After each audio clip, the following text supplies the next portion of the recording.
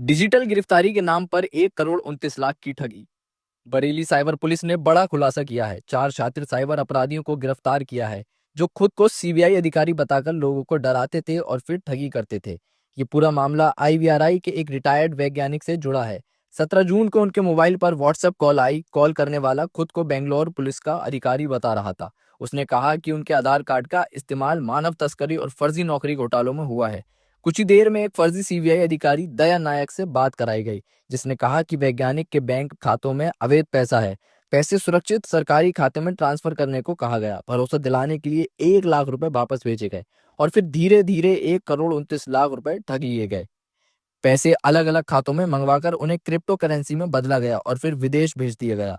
कुछ दिन बाद वैज्ञानिक को शक हुआ। उन्होंने असली बेंगलोर पुलिस से संपर्क किया और पता चला कि ये पूरा मामला साइबर फ्रॉड है। जाने इस पूरे मामले पर क्या बोले एसपी क्राइम मनीष कुमार सोनकर।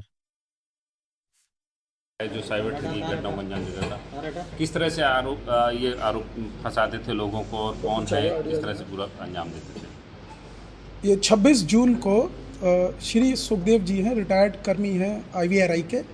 उनके द्वारा थाना इज्जत नगर में अभियोग पंजीकृत कराया गया 16/25, जिसमें उनके साथ डिजिटल अरेस्ट करके 1 करोड़ 29 लाख रुपए की ठगी करी गई।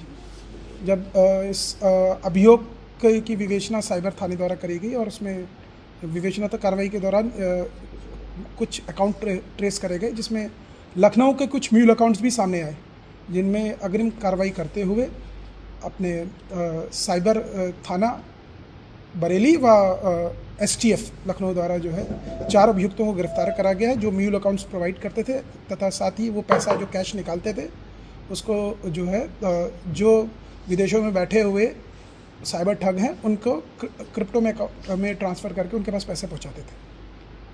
कितने लोग हैं इस गैंग में जो कितनी बार खातों में ट्रांसफ़र की गई रकम जो 1 करोड़ 10 लाख रुपए थी पहले? ये अभी की जानकारी के अनुसार काफ़ी बड़ा गैंग है।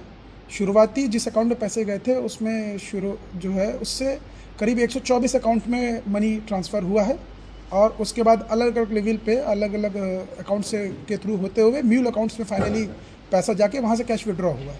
तो काफ़ी बड़ा गैंग है ये।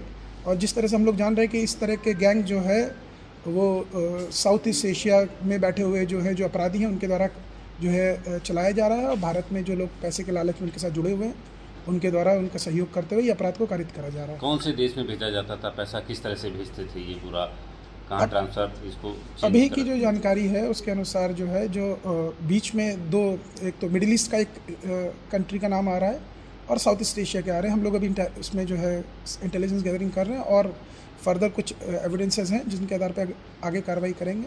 ऑपरेशनल पॉइंट ऑफ व्यू से भी बाकी चीज़ें शेयर नहीं करी जा रही हैं। जो सर इंडियन करेंसी होती थी उसको विदेश भेजने के लिए किसी दलाल किसके मार्फत उसको चेंज कराते थे, किस तरह से क्या करते थे पूरा? आज की डेट में पैसा विदेश भेजने के लिए जो है उसको फिजिकल फॉर्म में ट्रांसफ़र करने की आवश्यकता नहीं है।